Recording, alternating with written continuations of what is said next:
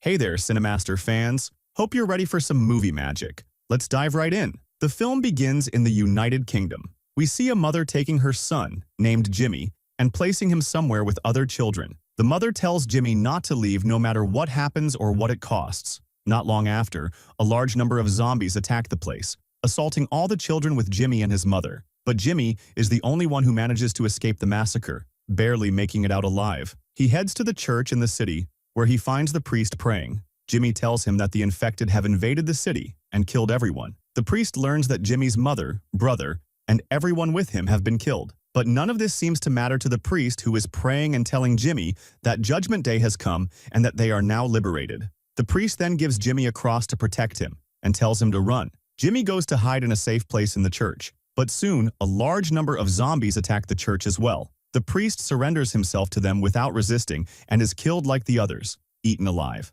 Jimmy manages to escape and continues searching for a safe place to hide. We learn that a disease called the rage virus has spread, turning people into extremely angry, powerful creatures who eat anyone in front of them, just like zombies. In fact, they are zombies, but much more ferocious. This virus has spread in England. That's why all European countries quarantined England to control the spread. Europe and the world managed to prevent the virus from spreading further, but it remained rampant in England, which was completely destroyed, leaving its inhabitants to their fate. Life in England reverted to a primitive state amid the zombie outbreak and all these disasters. We jump forward 28 years from the events with Jimmy at the beginning. We're now in England, specifically in one of the settlements where a group of survivors live. We see a boy named Spike in one of the houses in this settlement. Spike goes to his father, who turns out to be Jimmy, the same child we saw at the start, now 28 years older and still alive, with a son named Spike. Jimmy and Spike have breakfast and talk. We learn that Jimmy is taking Spike on an exploration trip outside the settlement today. The settlement is actually an island in the middle of the ocean, far away. You can only leave at specific times, not whenever you want, depending on the tides. Spike is going out with Jimmy to learn how to kill zombies. After that, Jimmy and Spike visit Isla, Jimmy's wife and Spike's mother, who is sick with a strange disease that no one understands and is often delirious. Jimmy and Spike tell her they're leaving the island, and Isla breaks down, afraid for her son. But Spike and Jimmy calm her down. Then, old Sam arrives, who we learn will take care of Isla in their absence. They say goodbye to Sam and head to the island's gate, where Jimmy meets the leader of the settlement, who wishes them luck. Finally, Jimmy and Spike set out on their journey, walking a long way until they reach a forest. In the forest, they encounter one of the A-zombies, who is huge and moves slowly. Jimmy explains to Spike that this is a type of zombie, not very strong but still dangerous, and can kill anyone. Jimmy tells Spike to try killing it as his first zombie, so Spike uses his bow and arrow and killed it. Jimmy and Spike arrive at a house, enter it, and find a zombie hanging by its neck with a bag over its head. Surprised by the scene, Jimmy explains that this zombie was once a normal person, likely had a conflict with someone, was kidnapped, brought here, tied up, and left for the zombies to eat and turn him. Spike is shocked that a human could do this to another human. While they're there, the zombie frees itself and attacks them, but Spike shoots it with an arrow and finishes it off. They continue their journey through the forest. As they walk, they notice a tree with a human head hanging from it. Jimmy is shocked and tells Spike that this is the work of the alphas, a very powerful type of zombie. Jimmy tells Spike that there must be an alpha nearby, so they need to run. They start running and encounter a group of alpha zombies who are incredibly strong. Jimmy and Spike shoot at them, and Jimmy manages to kill several. They hide in a house, but the zombies follow them. Jimmy continues killing them until they're safe. While hiding, they see a fire burning in a certain area. Spike asks Jimmy about the fire, but Jimmy doesn't know. Then the house they're hiding in is old and dilapidated, and it begins to collapse on them. So of course, they run away from the house quickly. They continue on their way to return to the island because their journey has ended.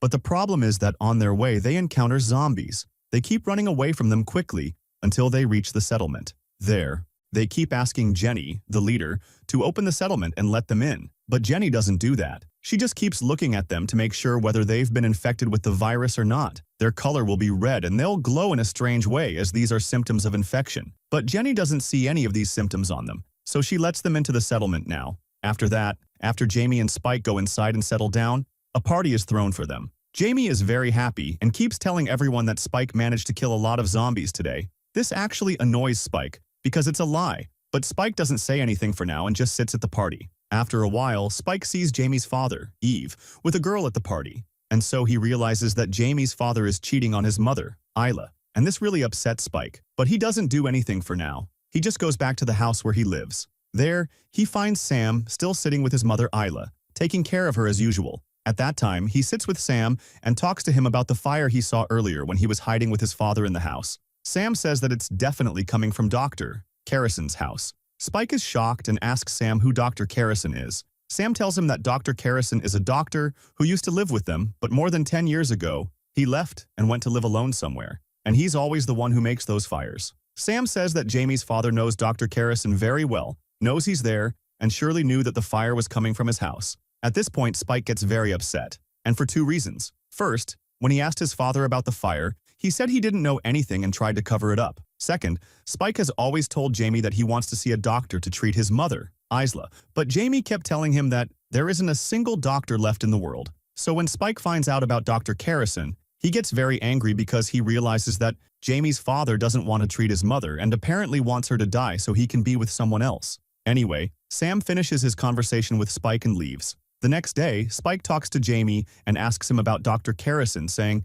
"If there's a doctor, why didn't you tell me?" Jamie says that Carrison collects a lot of corpses, and when they asked him why he does that, he said he has hobbies in collecting corpses. He's literally mentally unstable. So, of course, they realized he's crazy and completely isolated him from the settlement, so now he lives alone. Jamie tells Spike that Carrison will never be able to help his mother or treat her because he's crazy. At this point, Spike doesn't believe him, because he knows his father has lied to him before, so he might be lying now. He realizes that Jamie didn't tell him about Dr. Carrison because he doesn't like him or his mother and doesn't want Isla to be treated at all. While Jamie and Spike are talking, they hear Isla's voice, so Spike goes in to see her and finds her very sick and acting more and more delirious. Jamie comes in to check on her, but this angers Spike. He pushes Jamie away from her, raises a knife at him, and threatens to kill him if he comes near either him or his mother. Jamie is shocked by what Spike is doing, but he doesn't do anything and just leaves. The next day, we see that a fire breaks out in a place near the settlement. At that moment, everyone is shocked and leaves the settlement, including Jamie,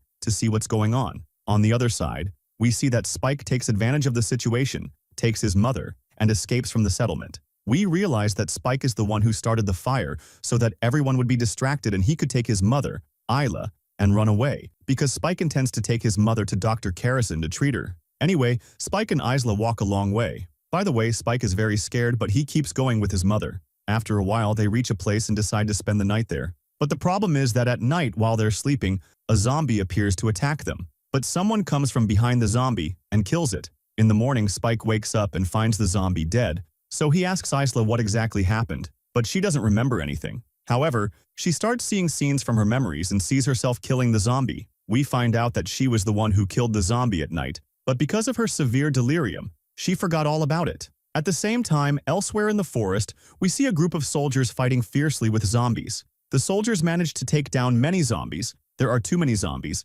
and they keep killing until almost all the soldiers are dead. Only one is left, and this soldier's name is Eric. On the other hand, we return to Isla and Spike, who are still walking a long way toward Dr. Carrison. But on the way, they're chased by strong zoos I told you about. They keep running away until they enter a place, and the zombies follow them inside. But Eric comes and sets off a small explosion that kills all the zombies and saves Isla and Spike. After that, Eric asks them how to escape from here, but they tell him they don't know. So Eric gets frustrated and decides to leave them and go, but then he sees that Isla is sick and that Spike is just a child who can't take care of her. So, as you might say, he feels sorry for them and decides to stay with them. At that point, Isla is very sick and delirious, unable to walk, so Eric carries her and starts walking with Spike. Along the way, they talk, and we find out from their conversation that Eric is from Sweden, where he lives in a completely safe place, far away from all these zombies. But he went on a mission with his unit in the army, and unfortunately, they ended up on the shores of England by mistake,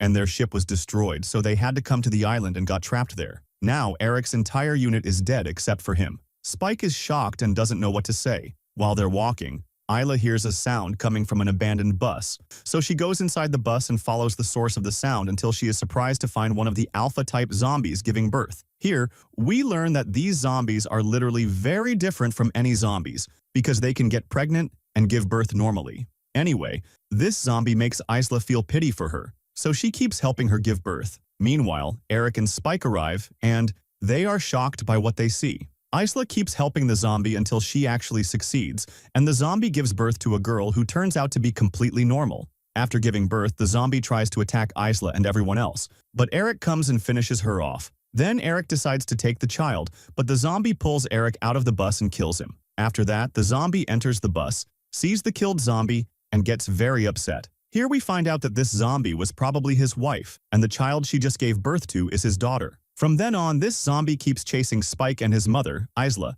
along with the child. He is very strong and fast, chasing after them with all his might. Eventually, they all reach the place where Dr. Carrison lives. When Dr. Carrison sees them running toward him, he quickly comes down to help. He manages to shoot the zombie with an arrow, marking its location. Then Carrison takes them inside. Dr. Carrison introduces himself and is very happy that they finally made it to him. Spike tells Dr. Carrison that he wants him to treat his mother, Isla. Dr. Carrison agrees and takes both of them to the place where he lives, which contains a sort of model made of skulls that Dr. Carrison always collects. At this point, we see that Dr. Carrison is indeed a crazy person, as Jimmy said. Later that night, Dr. Carrison goes to Isla and examines her. When he finishes, he sits down with Isla and Spike and gives them the shocking news. Isla has cancer in a very advanced stage, which is the main reason for her recurring delirium. Carrison also tells them that there is no hope for Isla and that she will die soon, but before that, she will suffer a lot, and her delirium will get worse until she dies. Dr. Carrison believes that the best thing now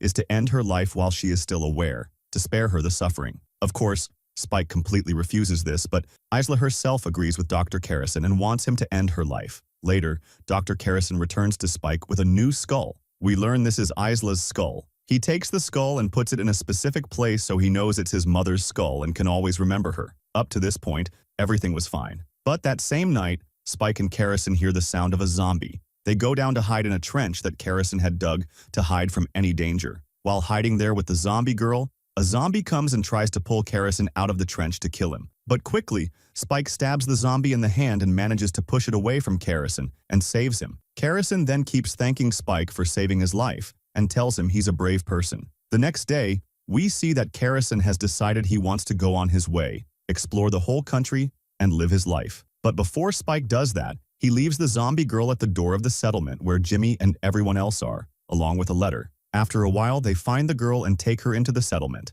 and find the letter Spike left, in which he says that someone must take care of this girl and raise her well. He also tells them in the letter that she is the daughter of a zombie, but, strangely, is not infected with any disease, so they must take care of her, but also be cautious. Spike tells them that his mother Isla has died, and that he intends to travel around the whole country and explore it piece by piece. Peace, peace, and that one day he will return to the settlement. After all this, Jimmy finds out about the letter and is shocked. He leaves the settlement like a madman, searching for his son Spike, but of course he doesn't find him and realizes that his son Spike is lost to him forever and he will never see him again. After the story, we see Spike in a place when suddenly a zombie appears and tries to kill him. Spike uses his bow to shoot the zombie and finishes it off, but before he can catch his breath, a group of alpha zombies attacks him. But before Spike can do anything, a group of people arrives, very strong, and they skillfully kill all the zombies using swords and spears instead of bows. The leader of this group talks to Spike and invites him to join them. Spike agrees, feeling that this is a new beginning. And with this, the summary ends. If you liked the video, subscribe to the channel and activate the notification button so you never miss an updates.